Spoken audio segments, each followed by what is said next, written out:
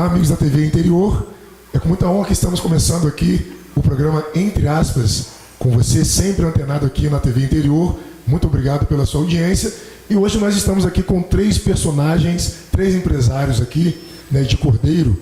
Vou começar apresentando aqui o Guilherme Mota de Macedo, 41 anos, dono da empresa Empório Serra Viva, né, bebida e alimentação. Aqui nós temos o Rogério Esteves Faria, né, 62 anos, dono da RM Auto Center, no ramo de pneus e veículos. E o Leonan Melhorance, de 32 anos, né, dono da LM Empreendimentos e da Beautiful Lingerie também, né, eu tenho o projeto, né, da lingerie imobiliário. Então nós estamos aqui na TV Interior hoje para falar sobre economia, né. É um tema que sempre vai gerar uma certa polêmica e sempre vai pesar no nosso bolso. Se a economia vai bem, nós temos poder de compra. Se vai mal, né, a gente está passando por esse momento que nós vamos comentar agora no programa Entre Aspas. Nós vamos falar nesse primeiro bloco, né, sobre a economia nacional e estadual.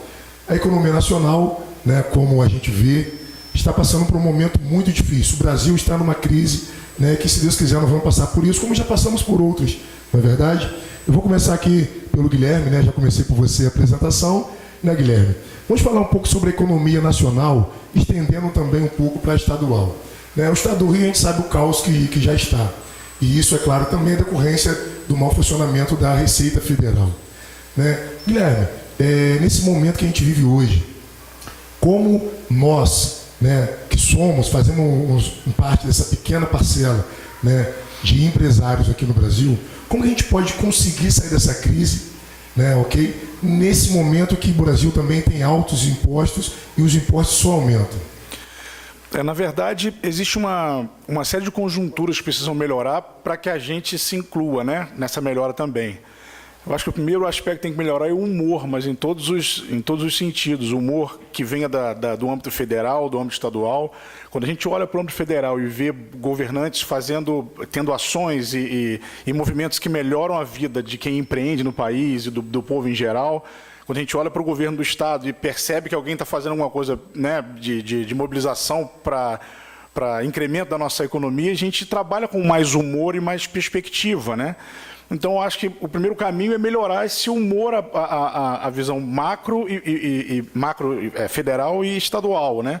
A gente hoje não tem boas ações e bons retratos de ações governamentais que nos ajudam aqui, na gente, com uma cidade menor ainda como Cordeiro, né? A gente fica com a receita um pouco mais apertada, a gente sabe que as cidades menores têm menos repasse de receita, então isso reflete muito mais nas cidades pequenas do que nas maiores, né? Então, a partir do momento que a gente vê o governo federal atuando e o estadual atuando, seria uma maravilha, mas infelizmente não é o que a gente está vendo hoje, né?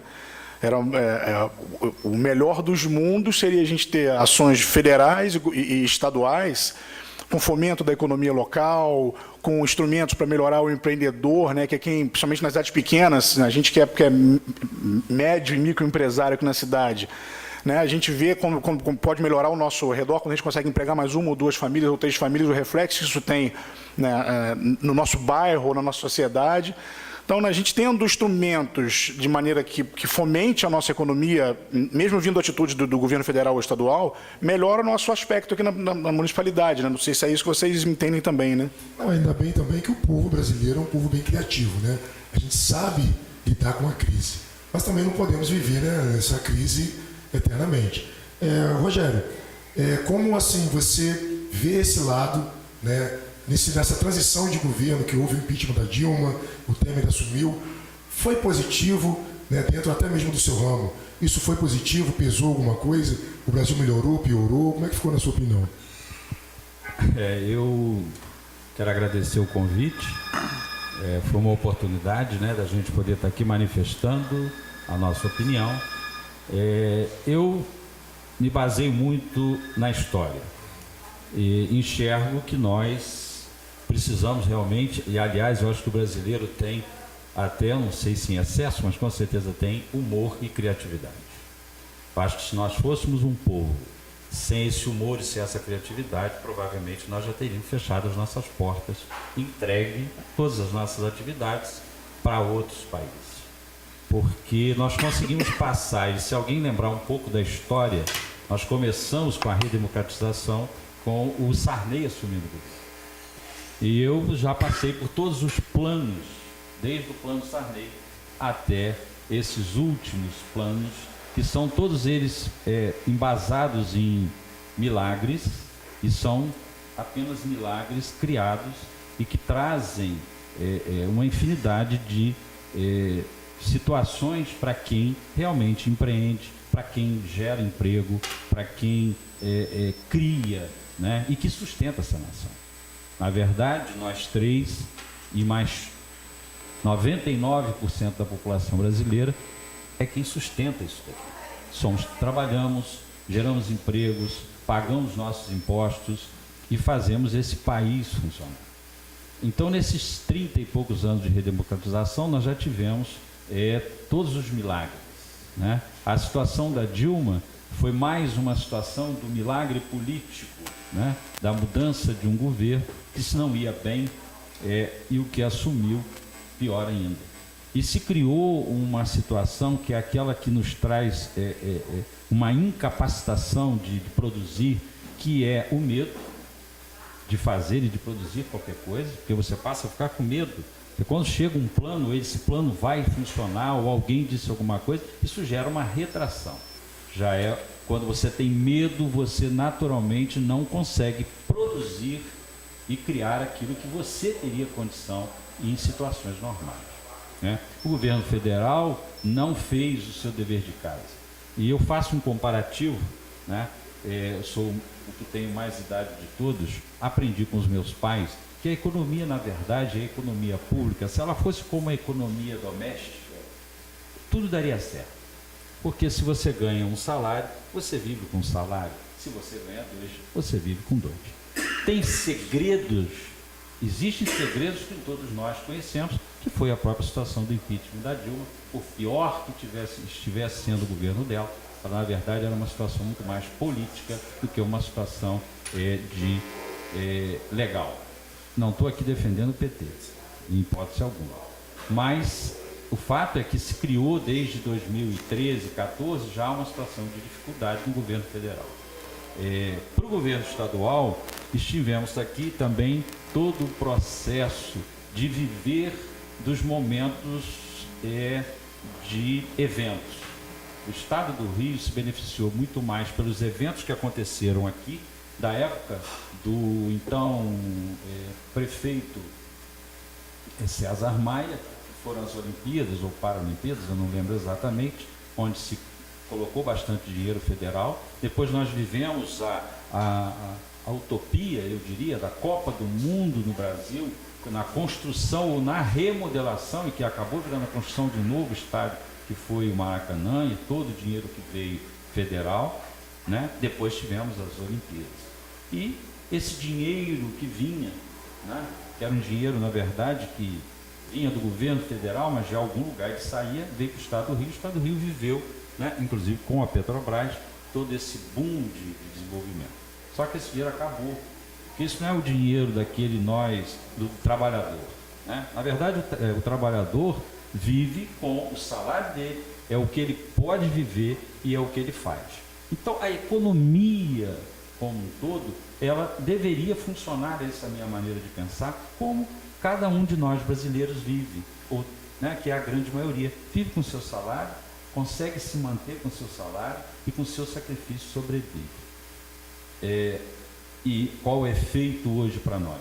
Nós vivemos já de pelo menos de 2013 para cá, agravado nos últimos 2, 3 anos, uma instabilidade emocional que faz com que as empresas diminuam o seu investimento.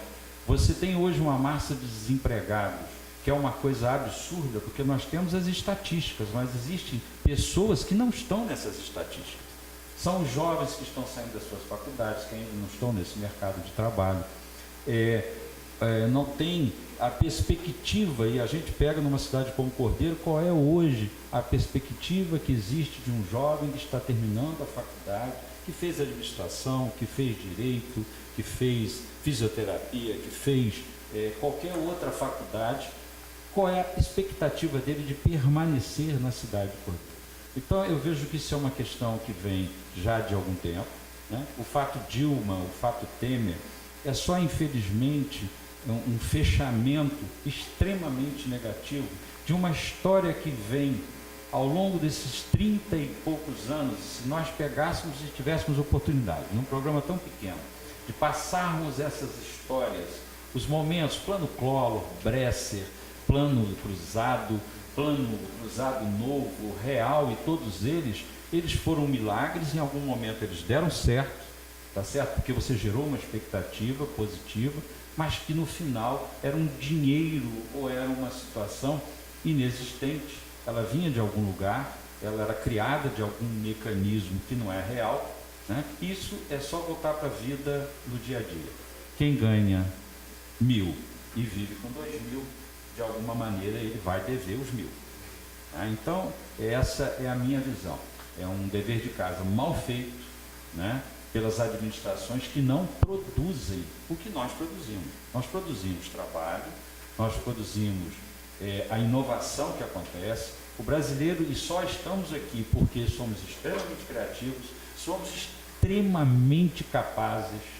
Essa história de que o brasileiro não quer trabalhar, que o brasileiro trabalhamos muito, né? Eu já trabalhei em cidades grandes e você vê a dificuldade que tem um trabalhador de chegar às 8 horas da manhã no seu trabalho. Ele sai muitas vezes 4 horas da manhã, 4h30, 5 horas da manhã de casa para poder de fato trabalhar. Chega em casa às vezes 10, 11 horas da manhã. Então a população não é culpada do que nós vivemos hoje, seja a nível federal, seja municipal, seja estadual. A nossa participação aí, ela está voltada no momento em que nós podemos e devemos ter a grande atitude, que é o grande momento onde que você vota, né? Então essa é a nossa realidade. Hoje nós vivemos uma coisa que não está diretamente nas nossas mãos, né? Eu falei que eu nunca vi, ao longo desses 30 e poucos anos de redemocratização, porque eu vivi também o período da ditadura, porque eu era estudante de Direito em Niterói e passava por todas as dificuldades, porque eu era líder estudantil, eu fui secretário-geral de diretório, passava por aquele sufoco todo, né? Com medo do ICOD, com medo dessas coisas. Eu passei por isso tudo, então eu tenho um pouquinho dessa história para contar, porque estou com um pouquinho mais de idade do que você, e desculpe de demorar no assunto. E a volta da ditadura é uma boa? Não.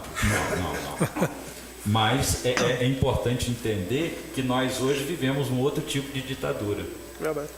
Na verdade, se fala muito da ditadura militar, etc, porque realmente você não podia expressar o que a gente expressa hoje, né? Esse é um momento que eu estou usando aqui sem a menor preocupação, que aqui não há intenção de agradar a ninguém, a político, absolutamente nada disso. É só expressar aquilo que eu sei, aquilo que eu sinto, aquilo que eu percebo. A minha luta, a luta do Guilherme, a luta do Leonan, da gente empreender, da gente gerar trabalho, da gente pagar impostos, da gente procurar andar o mais correto possível, né? Lutar no meio dessa coisa que hoje, só para fechar, porque senão eu fico toda a vida falando, eu nunca vi, nesses 30 e poucos anos, uma crise moral, uma crise institucional, uma crise econômica, financeira. Nós já tivemos algumas crises pontuais, mas hoje misturou tudo, de uma sensação de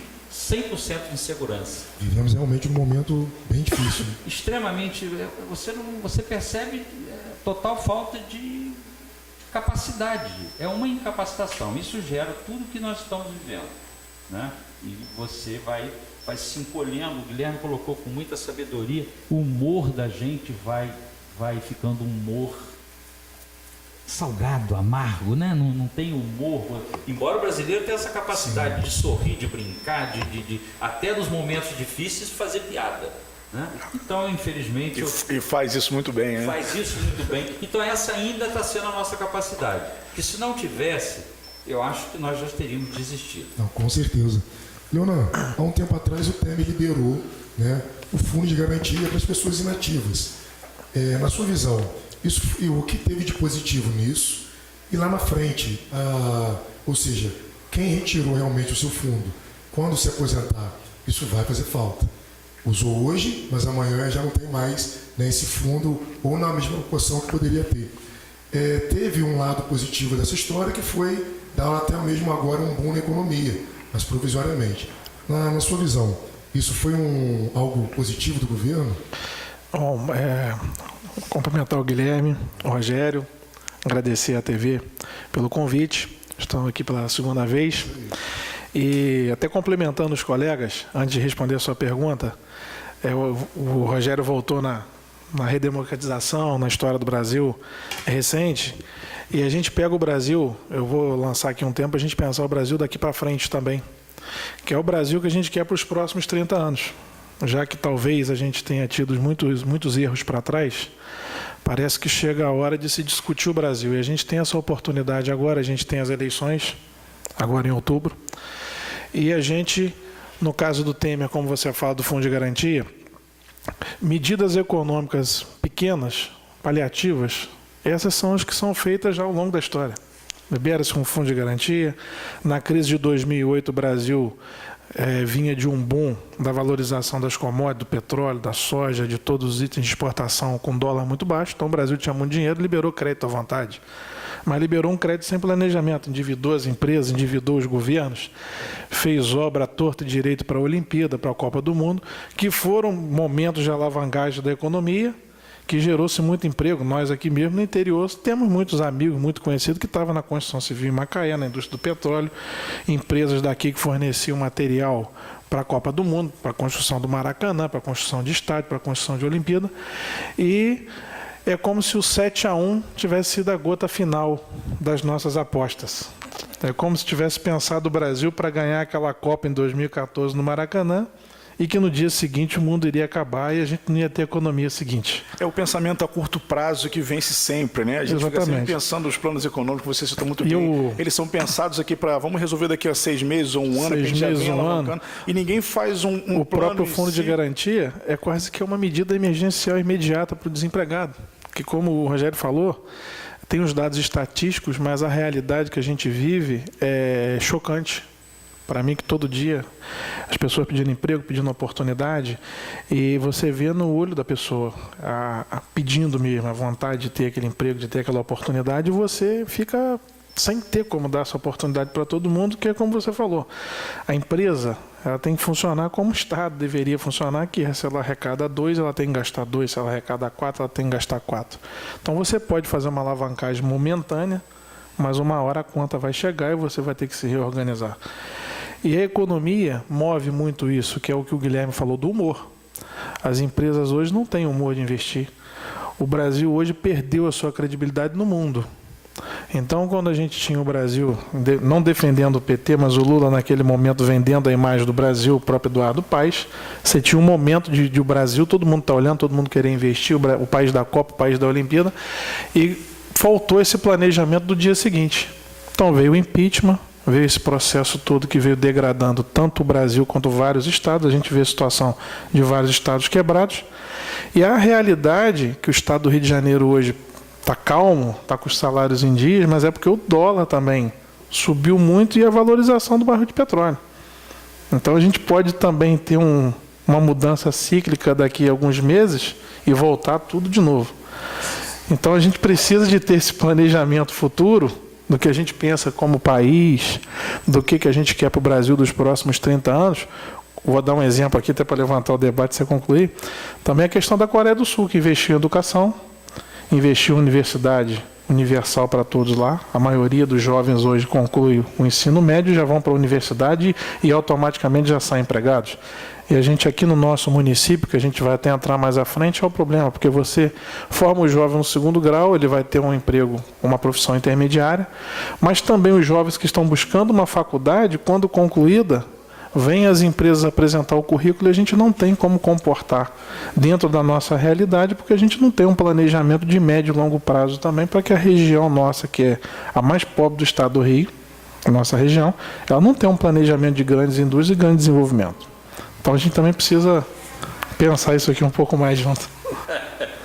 Só para complementar o que o Leonão está colocando, eu há uns 3 anos atrás faço reuniões periódicas com meus funcionários e fazia uma afirmação, não sei se ela não tem bases numéricas, mas era uma situação que eu diria que o estado do Rio de Janeiro seria talvez, né, na minha opinião, o estado que sofreria mais com toda a crise que já se apresentava quando se falava em 2014, reeleição da Dilma, independente do que ela podia ou deixava de fazer.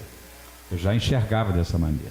Porque nós estaríamos encerrando um ciclo de obras faraônicas, né? Dessa colocação desse modelo, né, para o mundo de sucesso total. Afinal de contas, o Rio recebia o maior volume de verbas. Até complementando, a Suécia agora votou para não ter a Olimpíada lá.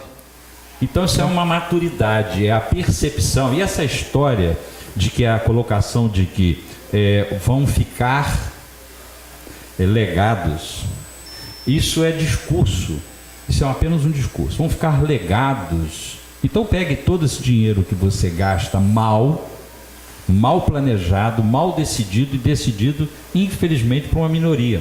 Porque não se ouve, de fato, né, a voz da razão.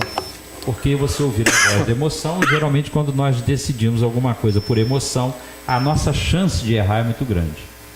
Então, eu colocava que o estado do Rio seria um dos estados com maior dificuldade de sair da crise. Porque outros estados que não recebiam essas benesses, né? E aí depois a gente vai descobrindo por que tantas benesses, né? Porque afinal de contas, nós somos um dos estados que temos o nosso ex-governador preso e outros tantos políticos presos. Então fica a explicação das suas benesses. O estado do Rio, da mesma forma que durante um tempo foi o estado com maior desenvolvimento e aquela coisa toda na mídia, hoje é um estado falido. Quem vai entrar, milagre não vai fazer, porque o milagre quem faz é Deus. O milagre na economia é uma questão matemática. 2 mais 2 não dá 5. Tá? Desculpa eu te interromper, só te reforçando, te ajudando nesse aspecto, né? Que realmente é o estado hoje e não vai ser amanhã que vai mudar. Nós estamos fazendo a nossa parte, Leonan faz a parte dele, trabalhando, lutando, Guilherme faz a parte dele, retornou para Cordeiro, fizeram um investimento, esse prédio que estamos nesse instante ocupando, né, a família dele veio, fez o investimento, porque nós acreditamos na cidade que nós estamos. Se nós começarmos a desacreditar, ele vai fazer o seguinte: vou voltar para Niterói, vou morar em Niterói, eu não preciso morar em Cordeiro. Leonan vai falar: gente, sabe uma coisa, minha confecção pode sair daqui, eu vou voltar para Duas Barras, que é uma cidade belíssima, né? Bem tratadinha, toda bonitinha, volto para Duas Barras, recebo um convite, levo minha confecção para lá. Minha empresa de construção, eu não preciso construir em Cordeiro, eu posso construir no interior do estado de São Paulo.